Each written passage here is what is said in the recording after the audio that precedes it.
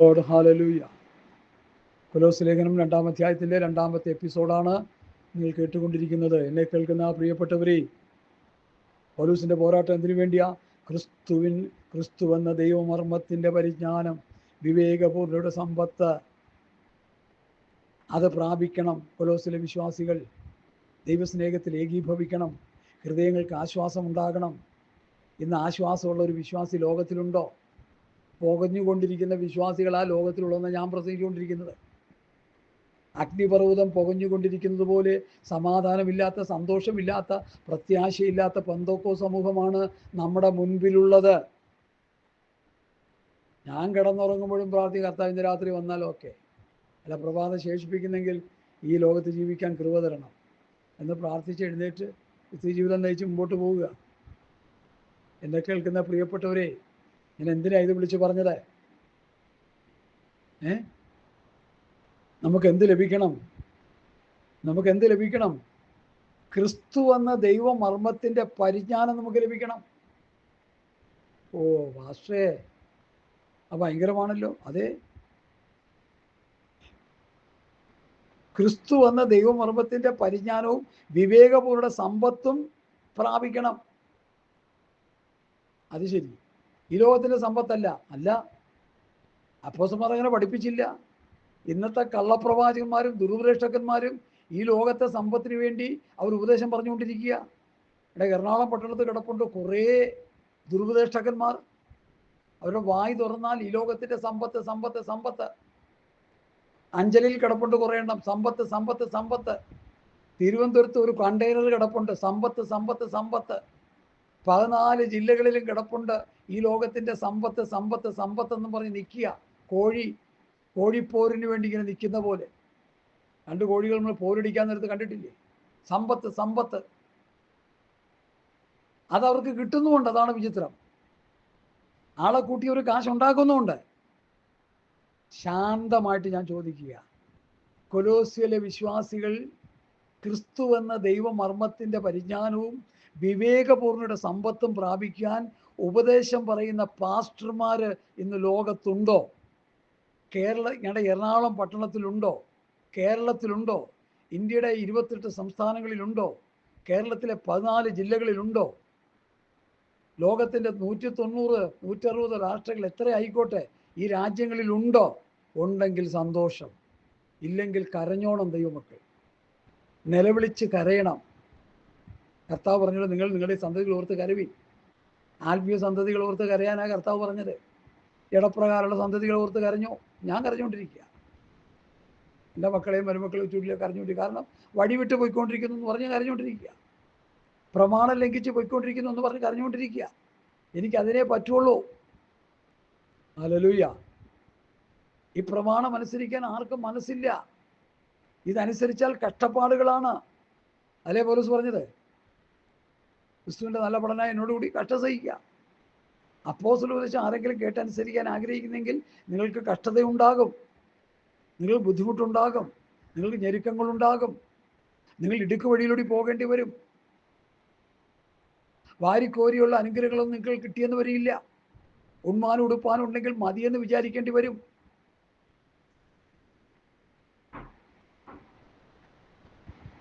പൗലോസിൻ്റെയും പത്രോസിൻ്റെയും ലിസ്റ്റിലേക്ക് നിങ്ങൾ മാറ്റപ്പെടും.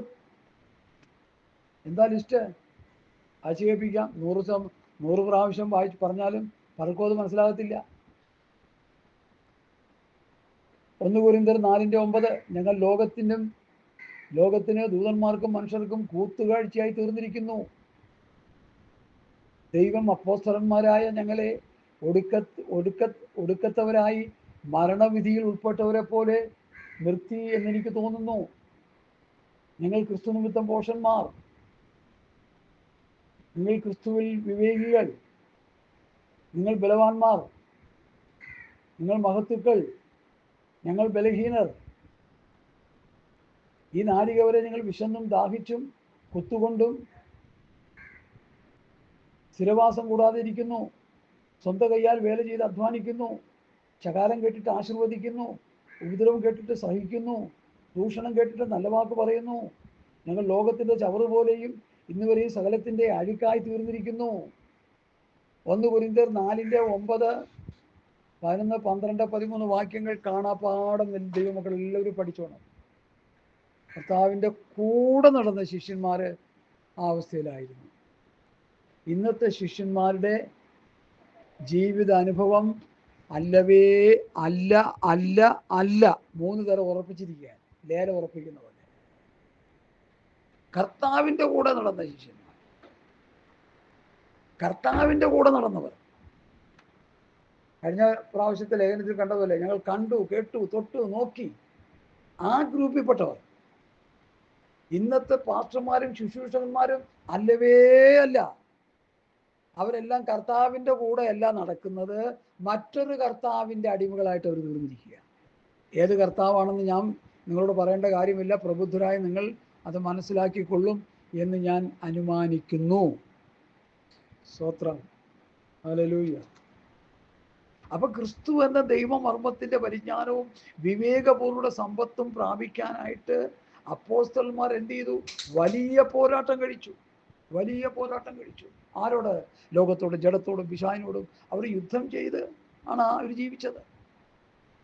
അങ്ങനെ പോരാട്ടം കഴിച്ച് അവർ പ്രസംഗിച്ചത് കൊണ്ട് റോമാ സഭയിലും കൊരിന്ത് സഭയിലും ഗലാത്യ സഭയിലും കൊലോസ്യ സഭയിലും ഫിലിപ്പിയ സഭയിലും എഫേസ്യ സഭയിലും തെസ്സലോനിക്ക സഭയിലും കർത്താവിൻ്റെ വരവിന് വേണ്ടി ഒരുങ്ങുവാൻ ഒരു നല്ല കൂട്ടം ഉണ്ടായി.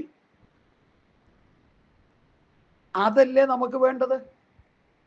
ആ ഒരു രീതിയല്ലേ ഇന്ന് ദൈവസഭകൾക്കും വേണ്ടത്? എൻ്റെ ചോദ്യമാണ്. മറുപടി പറയാൻ ധൈര്യമുള്ളൊരു മറുപടി പറഞ്ഞു. അല്ലെങ്കിൽ പാസ്റ്റർ പറയുന്നത് തെറ്റാണെന്ന് എന്നെ വിളിച്ചു പറഞ്ഞ് തെറ്റാണ്, ഞങ്ങൾ പറഞ്ഞു തരാൻ ശരി എന്ന് എന്നെ തിരുത്തിക്കോ, ഒരു കുഴപ്പമില്ല. ഈ തിരുത്തൽ ആഗ്രഹിക്കാൻ താല്പര്യപ്പെടുന്ന ഒരു വ്യക്തിയാണ് ഞാനെന്നുള്ളത് നിങ്ങൾ മനസ്സിലാക്കുക. ചില പാസ്റ്റർമാർക്ക് ആർക്കും തിരുത്തൽ വേണ്ട. അവർ പോകുന്നതൊക്കെ, അവർ പറയുന്നതൊക്കെ വാർത്താവാക്യവും അവർ പോകുന്ന പോക്കൊക്കെ ശരിയായ വഴിയെന്നുള്ളതാണ്. അങ്ങനെ അവർ വിശ്വസിച്ചിരിക്കുന്നേ. അത് സാത്താൻ്റെ വഞ്ചനയിൽപ്പെട്ട് കിടക്കുക, ചതിയിൽപ്പെട്ട് കിടക്കുക. സാത്താൻ്റെ തന്ത്രങ്ങളെ നമ്മൾ അറിയാത്തവരല്ലല്ലോ എന്ന് പൗലോസ് പറയുന്നു. സാത്താൻ നമ്മെ ചതിക്കരുത്, വഞ്ചിക്കരുത്. പിശാചിന്റെ തന്ത്രങ്ങളെ മനസ്സിലാക്കുന്ന ശുശ്രൂഷകന്മാരും വിശ്വാസികളും ചെറിയൊരു ശേഷിപ്പേ ഉള്ളൂ. എല്ലാവരും അവരുടെ തന്ത്രങ്ങളിൽ കുടുങ്ങി കിടക്കുക. എപ്പോഴാണ് ഇതിൻ്റെ പരിണിത ഫലം മനസ്സിലാക്കുന്നതെന്ന് അറിയാമോ?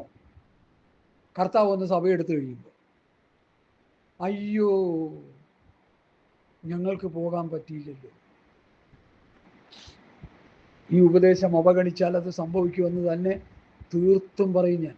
യാതൊരു സംശയമില്ല കാര്യത്തിൽ. ഞങ്ങളൊക്കെ അധികകാലം ഈ ഭൂമി ജീവിക്കത്തില്ല. ഒന്നുകിൽ കർത്താവിൻ്റെ വരവ്, അല്ലെങ്കിൽ അതിനു മുമ്പ് ഞങ്ങളൊക്കെ ഈ ലോകത്ത് നിന്ന് മാറ്റപ്പെടും.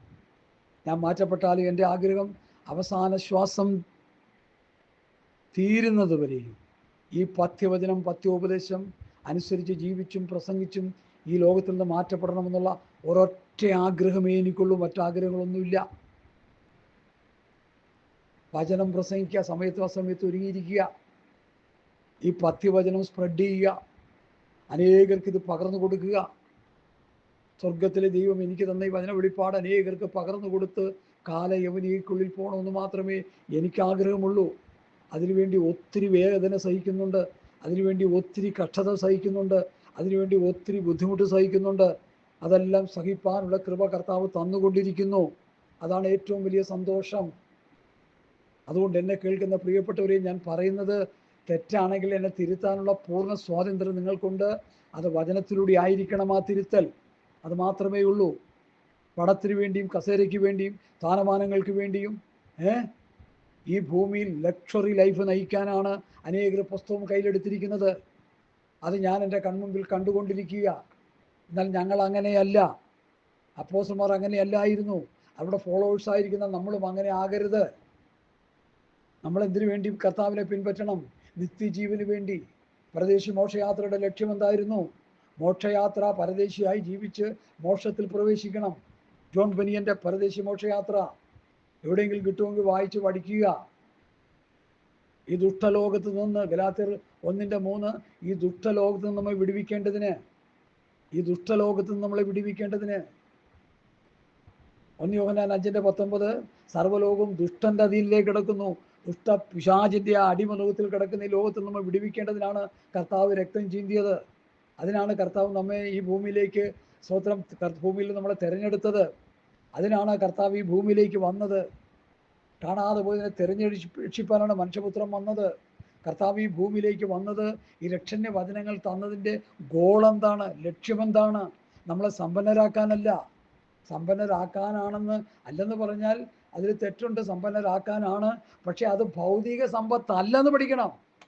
ആത്മീക സമ്പന്നരാക്കുവാൻ, വിശ്വാസത്തിൽ സമ്പന്നരാക്കുവാൻ, പ്രത്യാശയുടെ സമൃദ്ധി നമുക്ക് ലഭിക്കുവാൻ, സന്തോഷ സമൃദ്ധി നമുക്ക് ലഭിക്കുവാൻ, നീതിയുടെയും കൃപാദാനത്തിൻ്റെയും സമൃദ്ധി ലഭിക്കുവാൻ, സകല വചനത്തിലും പരിജ്ഞാനത്തിലും സമ്പന്നരാകുവാൻ, വിശ്വാസത്തിൽ സമ്പന്നരാകുവാൻ, പ്രത്യാശയിൽ സമ്പന്നരാകുവാൻ, സ്വർഗത്തിലെ സകല ആത്മീയ അനുഗ്രഹങ്ങളിൽ സമ്പന്നരാകുവാനാണ് കർത്താവ് ഈ ഭൂമിയിൽ വന്നത്.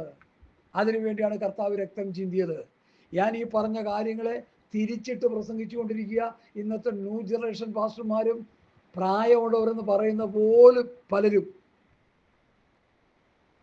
സംഘടനകളിലുള്ള പാസ്റ്റർമാർ പോലും അങ്ങനെ പറഞ്ഞുകൊണ്ടിരിക്കുക. പ്രധാനപ്പെട്ട ചില സംഘടനകളുണ്ട് കേരളത്തിൽ, വില കൊടുത്ത് പിതാക്കന്മാർ സ്ഥാപിച്ച വിശുദ്ധ കൂട്ടങ്ങൾ, അവരുടെ പിന്തുടർച്ചക്കാരും അവരുടെ അണികൾ പോലും ഞാൻ നേരത്തെ പറഞ്ഞ ഭൗതിക സമ്പത്തിൻ്റെ പിറകെ പരക്കം പാഞ്ഞുകൊണ്ടിരിക്കുക. ഗേഹസിയെ പോലെ ഓടിക്കൊണ്ടിരിക്കുക. ഗേഹസിയെ പോലെ.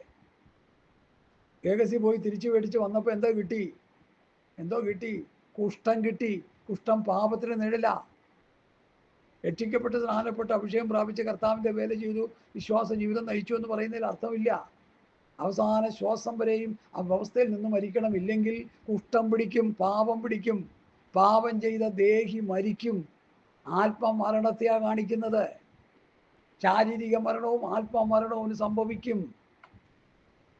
അതുകൊണ്ട് ക്രിസ്തു എന്ന ദൈവമർമ്മത്തിൻ്റെ പരിജ്ഞാനവും വിവേകപൂർണ്ണ സമ്പത്തും പ്രാപിപ്പാൻ തക്കവണ്ണം ഈ ദിവസങ്ങളിൽ നമ്മൾ മുമ്പോട്ട് വരണം. ക്രിസ്തു എന്നൊരു ദൈവമർമ്മം, ക്രിസ്തു എന്ന ദൈവമർമ്മം, യേശു ക്രിസ്തു ഒരു മർമ്മമാണ്. യേശു ക്രിസ്തുവിനെ കുറിച്ച് ഇന്ന് പല വിശ്വാസികൾക്കും പാസ്റ്റർമാർക്കും വേണ്ടതുപോലെ അറിയത്തില്ല. യേശു ക്രിസ്തു ആരാണ്? പിതാവ്, പുത്രൻ, പരിശുദ്ധാത്മാവ്, ത്രിയേകനാണ് കർത്താവ്. മൂന്നാളത്വത്തിൽ നിൽ പ്രവർത്തിക്കുന്നു. പിതാവാം ദൈവത്തെക്കുറിച്ച് പഠിക്കുമ്പോൾ സൃഷ്ടാവാം ദൈവമായിട്ട് നമ്മൾ പഠിക്കുന്നു. പുത്രനാം ക്രിസ്തുവിനെ കുറിച്ച് പറയുമ്പോൾ വീണ്ടെടുപ്പുകാരനായ ക്രിസ്തുവിനെ കുറിച്ച് നമ്മൾ പഠിക്കുന്നു. പരിശുദ്ധാത്മാം ദൈവത്തെക്കുറിച്ച് പറയുമ്പോൾ നടത്തിപ്പുകാരനായിട്ട്, ഞാൻ പോകാഞ്ഞാൽ കാര്യസ്ഥൻ വരികയില്ല. കാര്യസ്ഥനല്ലേ നടത്തുന്നത്. അബ്രഹാമിൻ്റെ വീട്ടിലെ കാര്യം നടത്തിയത് അബ്രഹാം അല്ല, എലയാസർ എന്ന കാര്യസ്ഥനാണ്.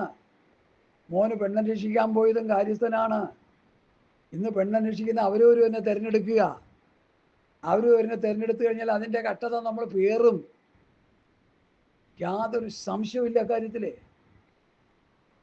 അപ്പനും അമ്മയും ചേർന്ന് മക്കൾക്ക് പെണ്ണിനെ അന്വേഷിക്കുന്ന സമ്പ്രദായം കുഴിച്ചുമൂടി കേരളക്കര. അതിൻ്റെ കഷ്ടത തിന്നുകൊണ്ടിരിക്കുക. ഞാനൊരു ദിവസം എൻ്റെ ഒരു കൂട്ടുകാരനെ കണ്ടു. എന്തൊക്കെയുണ്ട് വിശേഷം? വിശേഷമൊന്നുമില്ല, പ്രത്യേകിച്ച് അങ്ങനെ പോണു. എന്നാലും മക്കളെന്താ 2 ആൺമക്കളുണ്ട് എനിക്ക്. അവർക്ക് 2 പേർക്കും അവരുടെ ഭാര്യമാർക്കും ഞാനും ഭാര്യയും കൂടി കഞ്ഞിയും കറിയും വെച്ചു തീറ്റിച്ചുകൊണ്ടിരിക്കുക. അത് തന്നെ എല്ലായിടത്തും നടക്കുന്നത്. മക്കൾക്കും മരുമക്കൾക്കും ചാപ്പാട് വെച്ച് കൊടുക്കലാണ് ജോലി. ഇപ്പം അവർക്കതിന് നേരമില്ല. ഹല്ലേലൂയ.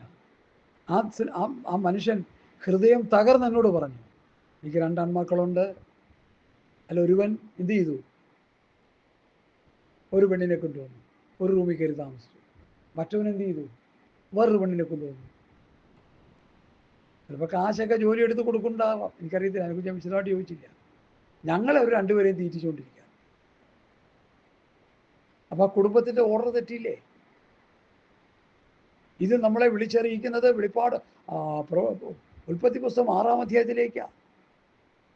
എന്താ അവിടെ എഴുതിയിരിക്കുന്നത്? 969 വയസ്സുണ്ടായിരുന്ന മെഥൂശലേഖിൻ്റെ ചരിത്രം ഉൽപ്പത്തി പുസ്തകം 6-ാം അധ്യായം പഠിപ്പിക്കുന്നുണ്ട്. അതേ അധ്യായം വേറൊരു കാര്യം കൂടി പഠിപ്പിക്കുന്നുണ്ട്. എന്താ പഠിപ്പിക്കുന്ന പാസ്റ്ററെ? എല്ലാവരും ഉൽപ്പത്തി പുസ്തകം എടുത്താട്ടെ, വാരം കേൾക്കുമ്പോൾ ഈ പുസ്തകം ഒന്ന് എടുത്താട്ടെ. ഉൽപ്പത്തി പുസ്തകം 6-ാം അധ്യായം എല്ലാവരും എടുത്തിട്ട് ഒന്ന് ധ്യാനിച്ചായിട്ട്. അപ്പോൾ അതിൽ കാണാൻ കഴിയും. ആലോചിക്കുക. മെഥൂശലഹിന്റെ ആയുഷ് എത്രയായിരുന്നു? 969.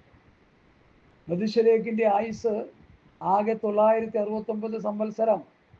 പിന്നെ അവൻ മരിച്ചു.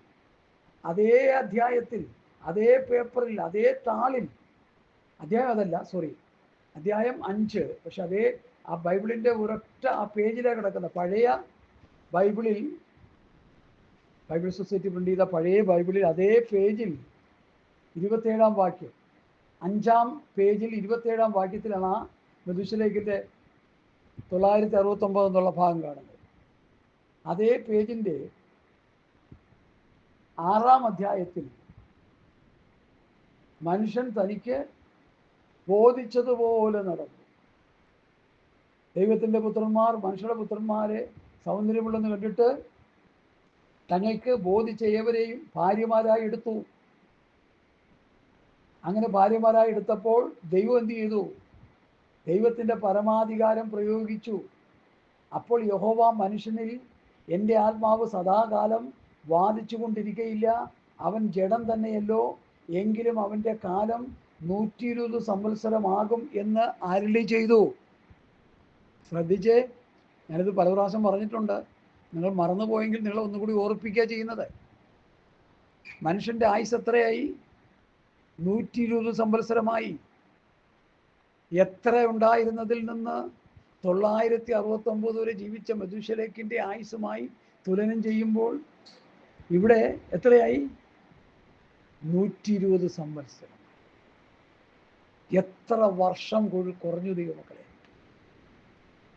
എത്ര വർഷം കുറഞ്ഞു ദൈവമക്കളെ! എത്ര കണ്ട് മനുഷ്യന്റെ ആയുസ്സിനെ ദൈവം തകർത്ത് കളഞ്ഞു!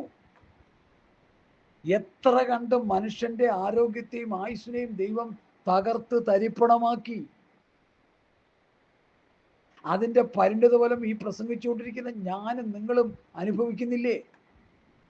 രോഗങ്ങൾ നമ്മളെ ഇടപെടാതെ പിന്തുടരുന്നില്ലേ? ശാരീരിക ക്ഷീണങ്ങൾ നമ്മളെ ഇടവിടാതെ പിന്തുടരുന്നില്ലേ? മോശ മരിച്ചപ്പോൾ അവൻ്റെ കണ്ണ് മങ്ങിയില്ല, ദേഹബലം ക്ഷയിച്ചില്ലെന്നല്ലേ സത്യവേദ പുസ്തകം പഠിപ്പിക്കുന്നത്? നമ്മുടെ ദേഹബലം ക്ഷയിച്ച്, കണ്ണും ക്ഷയിച്ച്, കാഴ്ചയില്ല, ആരോഗ്യവും ഇല്ല, ഒന്നുമില്ലാത്ത അവസ്ഥയിലായില്ലേ? ഞങ്ങളെ ദൈവവചനം പ്രസംഗിച്ച മനുഷ്യൻ 94 വയസ്സ് വരെ ജീവിച്ചിരിക്കും. മരിക്കുന്നതിന് 1 മാസം മുമ്പാണ് ഇച്ചിരി ക്ഷീണം കാണിച്ചത്. അതുവരെ അദ്ദേഹം ആഹാരം വെച്ച് കഴിച്ചു. അവരുടെ മക്കൾ കിടന്ന് ചക്രശ്വാസം വലിക്കുക. ഇപ്പോൾ 70 വയസ്സൊക്കെ ആയപ്പോൾ തന്നെ ഒട്ടുമുക്കാലും പേരൊക്കെ വീണു. രോഗവും കഷ്ടതയും ബുദ്ധിമുട്ടും ഞെരുക്കവും പ്രയാസവും ഒക്കെ ആയിപ്പോയി. കോടിക്കണക്കിന് സമ്പാദിച്ചു വെച്ചിട്ടുണ്ട് തൻ്റെ മക്കള്. ആത്മീകമായി ഇവരെപ്പോലെ ദാരിദ്ര്യവാസികൾ ലോകത്ത് വേറെ ഇല്ല. അവർ കേട്ടാലും എനിക്കൊരു ചുക്കുമില്ല. ഉള്ളതാണ് ഞാൻ പറയുന്നത്, സത്യമാണ് പറയുന്നത്. അതുകൊണ്ടാണ് ഭൗതിക സമ്പത്ത് പ്രാപിച്ച് ആത്മീക സമ്പത്ത് മുഴുവൻ കുട്ടിച്ചോറാക്കി. കുറേയൊക്കെ നല്ല നിലയിൽ വന്നതാ മുമ്പോട്ട്. ഞാനൊരു കാര്യം പറയാം, നീ വചനം കേട്ട് മുമ്പോട്ട് വരുന്നവരോട് എനിക്ക് പറയാനുള്ളത്, നമ്മുടെ ഭൗതികം ഒരുപക്ഷെ നഷ്ടപ്പെട്ടു പോയാലും ആത്മീക സമ്പത്ത് നമുക്ക് കിട്ടും, ഉറപ്പാണ്. ആ ആത്മീക സമ്പത്ത് കയ്യിൽ വെച്ച് നമ്മൾ മരിച്ചാൽ നമ്മൾ സ്വർഗത്ത് പോകും. അല്ല, ആത്മീക സമ്പത്ത് കുഴിച്ചു മൂടി ഭൗതിക സമ്പത്ത് ശേഖരിച്ച് നമ്മൾ മരിച്ചാൽ നമ്മൾ നേരെ നരകത്തിൽ, ഒരു തടസ്സമില്ലാതെ നേരെ നരകത്തിലോട്ട് പോകും. ആരും എന്നോട് പിണങ്ങരുത്, വിഷമിക്കരുത്. ഈ സത്യം തുറന്നു പറഞ്ഞ് മരിക്കാനായി എൻ്റെയും തീരുമാനം. മറച്ചു വെച്ചിട്ട് ഒരു കഥയില്ല. നമ്മൾ പ്രാപിക്കേണ്ടത് ആത്മീക സമ്പത്താണ്, ഭൗതികമല്ല. അതുണ്ടെങ്കിലും കുഴപ്പമൊന്നുമില്ല, അതിനനുസരിച്ച് നീ വിനിയോഗിക്കണം. ആ ഭൗതിക സമ്പത്തിനെ അതിനനുസരിച്ച് വിനിയോഗിക്കണം. ദൈവവചന വ്യവസ്ഥപ്രകാരം വിനിയോഗിച്ചോണം. ഹല്ലേലൂയ. കഷ്ടപ്പെടുന്നവരുടെ കഷ്ടതയ്ക്ക് നീ ഒരു തണലായിരിക്കണം. കഷ്ടപ്പെടുന്നവരെ ചേർത്ത് പിടിക്കണം. ഒരു കുഞ്ഞിനെ വിവാഹം കഴിക്കാനായിട്ട് നമ്മുടെ അടുക്കൽ വരുമ്പോൾ ചേർത്ത് പിടിക്കണവരെ. വീട്ടിൽ ഭക്ഷണമില്ല എന്ന് പറഞ്ഞ് നമ്മുടെ അടുക്കൽ വരുമ്പോൾ അവരെ ചേർത്ത് പിടിക്കണം. ഈ ചേർത്ത് പിടിക്കണം എന്നുള്ളതിൻ്റെ അർത്ഥം നിങ്ങൾ മനസ്സിലാക്കുമെന്ന് ഞാൻ വിശ്വസിക്കുന്നു. ജീവിതത്തിൻ്റെ ഏത് അവസ്ഥയിൽ ഏത് ജാതി മതസ്ഥരായിക്കോട്ടെ, ജാതി മതവും വർഗവും നമ്മൾ നോക്കണ്ട. വിശ്വാസികളെക്കാളും നല്ലവരാണ് അവിശ്വാസികൾ. അങ്ങനെ ഞാൻ പഠിപ്പിച്ചുകൊണ്ടിരിക്കുക. ഇന്ന് പെന്തക്കോസ്തുകാരെക്കാളും നല്ലവരാണ് ഇതര ജാതി മതസ്ഥർ. പെന്തക്കോസ് വിഭാഗം ദൈവകൃപ നഷ്ടപ്പെടുത്തിയവരാണ്. അവരാത്മീയ കുരുടന്മാരാണ്, അവരാത്മീയ ദരിദ്രന്മാരാണ്, അവരാത്മീയ നഗ്നന്മാരാണ്. തന്നിമിത്തം അരിഷ്ടന്മാരും നിർഭാഗ്യവന്മാരുമായി തീർന്നിരിക്കുക. അവർ ആത്മീയത്തിലേക്ക് വരണം, യഥാർത്ഥ വിശ്വാസ പാതയിലേക്ക് വരണം. അവർ ആത്മീയ സമ്പന്നരാകണം, അവർ ആത്മീയ കാഴ്ചപ്പാടുള്ളവരാകണം. ഹല്ലേലൂയ. അവർ ആത്മീയമായും രക്ഷാവസ്ത്രവും നീതിവസ്ത്രവും ധരിച്ച് മുമ്പോട്ട് പോകുന്നവരായി തീരണം. ഇന്ന് രക്ഷാവസ്ത്രവും നീതിവസ്ത്രവും നഷ്ടപ്പെടുത്തി. ദൈവസഭയുടെ സമ്പത്ത് ഉപനിധിയാണ്, പത്യവചനമാണ്. അത് നഷ്ടപ്പെടുത്തിയപ്പോൾ ദാരിദ്ര്യത്തിലേക്ക് പോയി. സോറി, നഗ്നൻ. രക്ഷാവസ്ത്രവും നീതിവസ്ത്രവും നഷ്ടപ്പെടുത്തിയപ്പോൾ നഗ്നരായി.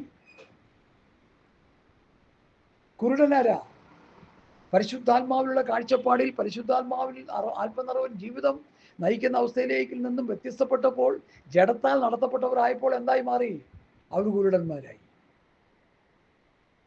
കർത്താവായ യേശുക്രിസ്തു ഈ ഭൂമിയിൽ വന്നപ്പോൾ ഉണ്ടായിരുന്ന മതമാണ് യഹൂദമതം. ആ മതത്തിൻ്റെ പ്രചാരകന്മാരും കരുത്തന്മാരും ശക്തന്മാരുമാണ് ശാസ്ത്രിമാരും പരീശന്മാരും മഹാപുരോഹിതന്മാരും. ദേവാലയം, ഒരു വലിയ ദേവാലയം ഉണ്ടായിരുന്നല്ലോ. അതിന് കർത്താവ് പഠിപ്പിച്ച കള്ളന്മാരുടെ ഗുഹയെന്ന. അപ്പം കള്ളന്മാരുടെ ഗുഹയാണെങ്കിൽ ആ ഗുഹയിൽ പ്രവർത്തിക്കുന്നവരാരാ? കള്ളന്മാർ. അവരെയാണ് കർത്താവ് വിളിച്ച വെള്ള തേച്ച ചോക്കലറുകളെ, നിങ്ങൾ കിണ്ടികിണ്ണങ്ങളുടെ പുറം വെടിപ്പാക്കുന്ന അകം അശുദ്ധമായിരിക്കുന്നു. അതാ കർത്താവിനെ പഠിപ്പിച്ചേ. സ്വത്രം. എന്നെ കേൾക്കുന്ന പ്രിയപ്പെട്ടവരെ, കർത്താവ് വന്നപ്പോൾ യഹൂദ മതത്തിലെ മതാനുസാരികളും യഹൂദ മതം പഠിപ്പിക്കേണ്ടവരും അല്ലയോ ശാസ്ത്രിമാരും പരീശന്മാരുമായ കപടഭക്തിക്കാരെ എന്നാ കർത്താവ് വിളിച്ചത്. കപടഭക്തിക്കാരെ. ഹല്ലേലൂയ. വിളിച്ച് അവസാനം സർപ്പസന്തതികളെ എന്ന് വിളിച്ചു. നമുക്കിപ്പോൾ അങ്ങനെ വിളിക്കാൻ പാടില്ല. ഈയിടയ്ക്കൊരു പാസ്റ്റർ വഴിവിട്ടുള്ള സംസാരങ്ങൾ ഉണ്ടായെന്ന് കേട്ടപ്പോൾ എനിക്കും, അദ്ദേഹം നല്ല എരിവും തീഷ്ണതയൊക്കെ ഉള്ള ആളാണ്, പക്ഷേ സ്നേഹത്തിൽ സത്യം സംസാരിക്കണമെന്നാണ് നമ്മളോട്. സ്നേഹിച്ചുകൊണ്ട് സത്യം സംസാരിക്കണം. അവിടെ ആത്മാക്കളെ നേടണമെന്നുള്ള നിലയിൽ അവരെ ദാഹത്തോടെ അവർക്ക് വേണ്ടി ദൈവവചനം പറഞ്ഞു കൊടുക്കണം. സ്നേഹത്തിൽ സത്യം സംസാരിക്കണം. തെറ്റായിട്ട് വെളിപ്പെടുത്തണം. കള്ളക്കച്ചവടം ചെയ്താൽ കള്ളക്കച്ചവടം ചെയ്യുകയാണെന്ന് തന്നെ പറയണം. ചതിയും വഞ്ചനയും ചെയ്യുകയാണെങ്കിൽ നിങ്ങൾ ചതിയും വഞ്ചനയും ചെയ്യുന്നവരാണെന്ന് തന്നെ പറയണം. മാനസാന്തരപ്പെട്ട് വരാൻ പറയണം. പദങ്ങൾ ഉപയോഗിക്കുന്നത് സൂക്ഷിക്കണം. യോഹന്നാൻ സ്നാപകൻ ഉപയോഗിച്ച, കർത്താവ് ഉപയോഗിച്ച സർപ്പസന്തതികളെന്ന് നമുക്ക് ഉപയോഗിക്കാൻ പാടില്ല. അപ്പോസ്തലന്മാർ അങ്ങനെ ഉപയോഗിച്ചില്ല. അവരെ ഉപയോഗിച്ച പദങ്ങൾ നമ്മൾ ഉപയോഗിച്ചാൽ മതി. അവരെന്താ ഉപയോഗിച്ച്? കള്ളപ്രവാചകന്മാരും ദുരുപദേഷ്ടകന്മാരും. അത് ഉപയോഗിക്കാം, എക്കാലത്തും ഉപയോഗിക്കാം. അപ്പോസ്തലന്മാരുടെ ഉപദേശത്തെ കോട്ടിക്കളയുന്നവർ, കൂട്ടുചേർക്കുന്നവർ, മറിച്ച് കളയുന്നവർ എന്ന് നമുക്ക് പറയാം. ഒരു കുഴപ്പമില്ല. ഞാൻ ഇത്രയും പറഞ്ഞുകൊണ്ടിരിക്കുക. അത് വചനത്തിലുള്ളതുകൊണ്ടാണ് പറയുന്നേ. അതുകൊണ്ട് 36-ൽ 969 സംവത്സരം ജീവിച്ചിരുന്ന മെഥൂശലഹിന്റെ ആയുസ്സിനെ ദൈവം 120 സംവത്സരമാക്കി കുറച്ചു. മാനവജാതി ചെയ്ത തെറ്റ്, ഒരു ഗ്രൂപ്പ് ചെയ്ത തെറ്റ്, ലോക മനുഷ്യൻ മുഴുവൻ അതിൻ്റെ കഷ്ടത പേറുന്നു എന്ന് പറഞ്ഞാൽ ശരിയല്ലേ? ചിന്തിക്കേ. പെന്തക്കോസ്ത് സമൂഹം ചെയ്തു വെക്കുന്ന തെറ്റുകൾ, നേതൃത്വ നിരകൾ ചെയ്തു വെക്കുന്ന തെറ്റുകൾ, അതിൻ്റെ പരിണിത ഫലം നിരപരാധികളായ വിശ്വാസികൾ വരെ കൊയ്തെടുത്തുകൊണ്ടിരിക്കുകയാണ്. ഇല്ലെന്ന് പറയാൻ പറ്റുമോ നമുക്ക്? ഹല്ലേലൂയ. ഇല്ലെന്ന് പറയാൻ പറ്റുമോ നമുക്ക്? ഒരു കൂട്ടം ജനം ചെയ്ത തെറ്റിന് പിൽക്കാലത്ത് വന്ന പ്രിയപ്പെട്ടവർ പോലും അവരുടെ ആയുസ്സിനെ ബാധിച്ചില്ലേ? പാപനിമിത്തമല്ലേ രോഗങ്ങളുണ്ടായത്? ആ രോഗത്തിൽ നിന്ന് എനിക്ക് നിങ്ങൾക്ക് വിമുക്തിയുണ്ടോ? ഇല്ല. ആ രോഗം വന്നോ രോഗം വരാതെയോ നമ്മൾ മരിക്കും. അതല്ല വിഷയം. മരിച്ചു കഴിഞ്ഞാൽ നമുക്കൊരു ഉയർപ്പുണ്ട്. മരിച്ചു കഴിഞ്ഞാൽ നമുക്കൊരു രൂപാന്തര ശരീരം കിട്ടും. അതായിരിക്കണം നമ്മുടെ ലക്ഷ്യം, അതായിരിക്കണം നമ്മുടെ ജീവിത ലക്ഷ്യം. എല്ലാവരും മരിക്കും, ആദാമ സന്തതികൾ മുഴുവൻ മരിക്കും. മരിക്കാത്ത ഒരു ഗ്രൂപ്പ് ഉണ്ടെന്ന് വേറെ ദിവസം പഠിക്കുമ്പോൾ നമുക്ക് മനസ്സിലാവും. അതാരാ? കർത്താവ് വരുന്ന സമയത്തിൽ ക്രിസ്തുവിൽ ജീവിച്ചുകൊണ്ടിരിക്കുന്നവർ മരിക്കാതെ രൂപാന്തരപ്പെടും. അങ്ങനെ ഒരു ഗ്രൂപ്പുണ്ട്. അതൊക്കെ, അല്ലാതെ എല്ലാവരും മരിക്കും. സ്തോത്രം.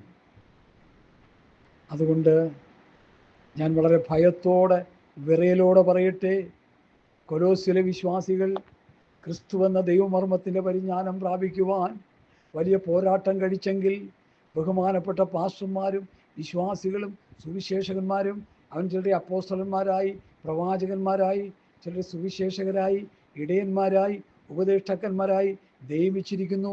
ദൈവം നിയമിച്ച ശുശ്രൂഷാ വൃന്ദങ്ങൾ ആരും എന്നെ കേൾക്കുന്നെങ്കിൽ, സംഘടന നിയമിച്ചവർ കേട്ടിട്ട് ഒരു അർത്ഥവുമില്ല. സംഘടന നിയമിച്ച സംഘടനയുടെ മഹത്വം പറഞ്ഞുകൊണ്ടിരിക്കും. നമ്മൾ കേട്ടുകൊണ്ടിരിക്കുകയല്ലേ ഓരോ സംഘടനയും വാഴ്ത്തി പൂഴ്ത്തി പറയുന്നത്. പണ്ടൊരു പാസ്റ്റർ പറഞ്ഞ വെളിവുകേട് ഞാൻ എപ്പോഴും ചിന്തിച്ച് സങ്കടപ്പെടും. ഞാൻ ഇന്ന പ്രസ്ഥാനക്കാരനായിരിക്കുന്നതിൽ എനിക്ക് അഭിമാനമുണ്ടെന്ന്. ആ പ്രസ്ഥാനം ചീഞ്ഞളിഞ്ഞ് കിടക്കുന്ന പോലെ മറ്റു പ്രസ്ഥാനങ്ങളൊന്നും ചീഞ്ഞളിഞ്ഞിട്ടില്ല. പിന്നെ എന്ത് അഭിമാനമായി ഈ മാന്യദേഹം സ്തോത്രം അതിനെക്കുറിച്ച് പറഞ്ഞത്? അതൊരു ബോധക്കേടിൻ്റെ വർത്തമാനമായിപ്പോയി. അതേ ജീവിച്ചിരുന്നത് കേൾക്കുന്നെങ്കിൽ തിരുത്തിക്കോണം. ഒരു സംഘടനയും നമ്മളെ കർത്താവിൻ്റെ സന്നിധിയിൽ ചെല്ലത്തില്ല. ഒരു സംഘടനയും നമ്മൾ നന്നാക്കത്തില്ല. ഒരു സംഘടനകളും ദൈവമക്കളെ സ്വർഗത്തിലെത്തിക്കാൻ പ്രവർത്തിക്കുന്നില്ല. അവരെല്ലാം അവരുടെ സ്ഥാനം ഉറപ്പിക്കുകയും അവരുടെ സാമ്പത്തിക ഭദ്രതയെ അവർ ഊട്ടി ഉറപ്പിക്കുകയും അവരവരുടെ കാര്യങ്ങൾ ചെയ്തെടുക്കുകയും മാത്രമാണ് ചെയ്യുന്നത്. CPM-കാർ ഭരിച്ചപ്പോൾ CPM-കാരെ തിരികെ കയറ്റി ഒരു വിദ്യാഭ്യാസം ഇല്ലാത്തവനെയും പിടിച്ച് വിദ്യാഭ്യാസ മന്ത്രിയാക്കി. പിന്നെ ഒരു യോഗ്യതയില്ലാത്തവനെ മാർക്ക് ലിസ്റ്റിൽ തിരികെ പിടിച്ച് നല്ല നല്ല നല്ല ശമ്പളം കിട്ടത്തക്ക നിലയിലുള്ള ജോലിക്കാരാക്കി മാറ്റി. സ്വർഗരാജ്യത്തിൻ്റെ വക്താക്കളാകുന്നവർക്ക് അത് ചെയ്യാൻ പറ്റുമോ? എൻ്റെ ചോദ്യം. നിങ്ങൾ എന്ത് കണ്ടോണ്ടാണ് ഇതൊക്കെ ചെയ്യുന്നത്? നിങ്ങൾ ലോകക്കാരാണോ അതോ ദൈവരാജ്യത്തിൻ്റെ വക്താക്കളാണോ? ദൈവരാജ്യത്തിൻ്റെ വക്താക്കൾക്ക് അങ്ങനെയുള്ള തിരികെ കയറ്റലൊന്നും നടക്കത്തില്ല. ഹല്ലേലൂയ. ഇന്ന് പ്രസ്ഥാനങ്ങളിലൊക്കെ അതാ ചെയ്തുകൊണ്ടിരിക്കുക. ബന്ധക്കാരെയും പാസ്റ്റർമാരെയൊക്കെ വലിയ വലിയ പൊസിഷൻ കൊടുത്ത് ശമ്പളം കൊടുത്തൊക്കെ ഇരുത്തുക. ഓട്ടോറിക്ഷ ഓടിക്കുന്നവനും പിന്നെ കാശിന് പോക്കില്ലാത്തവരെയും ഏറ്റവും പുറകിൽ പോയിരുന്നോളാൻ പറയും. അതുകൊണ്ടാണല്ലോ ഞങ്ങൾ സംഘടനകൾ വിട്ട് അവിടെ നിന്ന് ഓടിയ ഓടം വീട്ടിൽ ചെന്നാൽ നിന്നത്. സ്തോത്രം. അതുകൊണ്ട് എന്നെ കേൾക്കുന്ന പ്രിയപ്പെട്ടവരെ, ക്രിസ്തു എന്ന ദൈവമർമ്മത്തിൻ്റെ പരിജ്ഞാനം, വിവേകപൂർവ്വയുടെ സമ്പത്ത് നമ്മൾ പ്രാപിക്കണം. എന്താ ക്രിസ്തു എന്ന ദൈവമർമ്മത്തിൻ്റെ പരിജ്ഞാനം? ഉൽപ്പത്തി പുസ്തകത്തിൽ പറയുന്നു, സ്ത്രീയുടെ സന്തതി സർപ്പത്തിൻ്റെ തലയെ തകർക്കും. അപ്പോൾ ഈ സന്തതി ആരാ? ദൈവമായ കർത്താവ് തന്നെയാണ്. ദൈവത്തിന് മാത്രമേ സാത്താൻ്റെ തലയെ തകർക്കാൻ പറ്റത്തുള്ളൂ. അതാണ് യേശുക്രിസ്തുവിൻ്റെ ദൈവത്വത്തിന് നമ്മൾ പ്രാധാന്യം കൊടുക്കുന്നത്. മോശയ്ക്ക് സാത്താനെ തകർക്കാൻ പറ്റുമോ? സാത്താൻ മോശയെ 7 കരണം മറിയത്തക്ക നിലയിൽ അടിച്ച് തകർത്ത് കളഞ്ഞില്ലേ?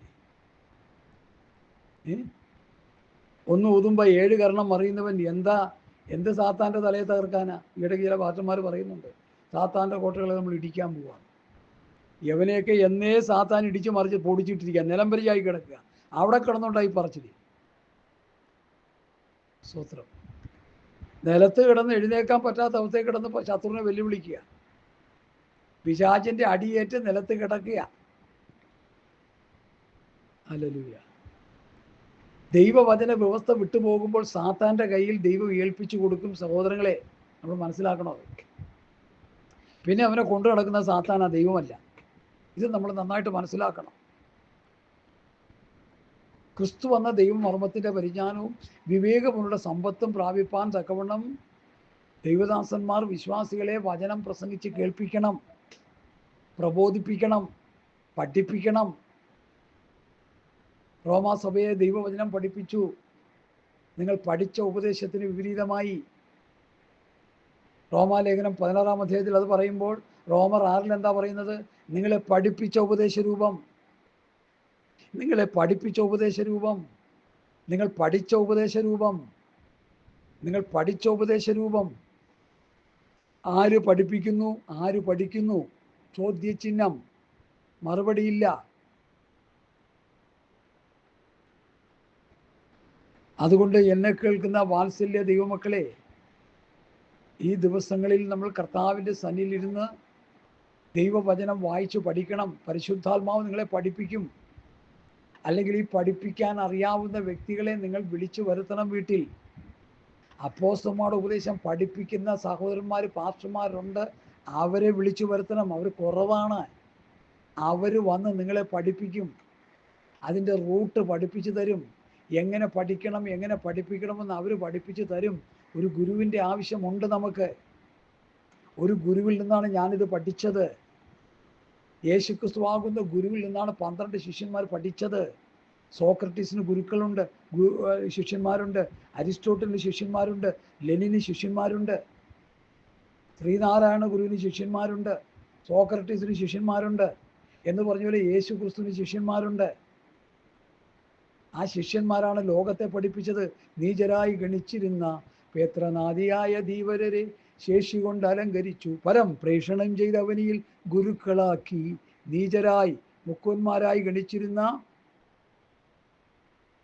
പത്രോസ്, യോഹന്നാൻ, യാക്കോബ്, യൂദ, പൗലൂസ് അവരോട് കൂടെ ചേരുന്നുണ്ട്. അവരെ ശേഷി കൊണ്ട് അലങ്കരിച്ചു, പരിശുദ്ധാത്മാവിൻ്റെ ശക്തി കൊണ്ട് അലങ്കരിച്ചു. എന്നിട്ടോ പരം പ്രേഷണം ചെയ്ത് അവരിൽ ഗുരുക്കളാക്കി.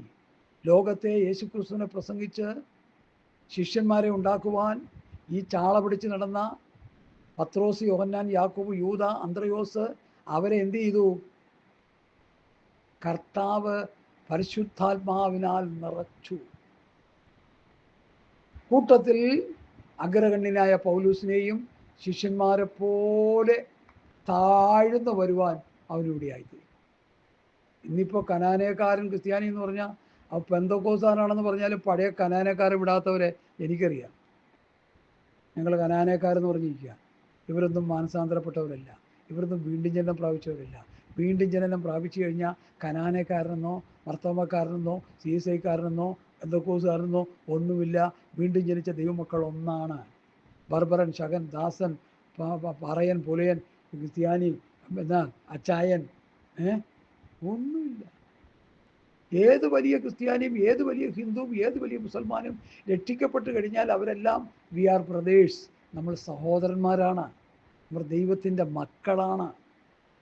ഇതിനെ മാറ്റിയിട്ട് ആരെങ്കിലും ഞാൻ റവറണ്ട് ഡോക്ടറാണ്, ഞാൻ ആനയാ കൂനയാന്ന് പറഞ്ഞാൽ അവരെ വിശ്വസിക്കരുത്. അവരെ ഓടിച്ചു വിടണം. സ്തോത്രം, സ്തോത്രം, സ്തോത്രം.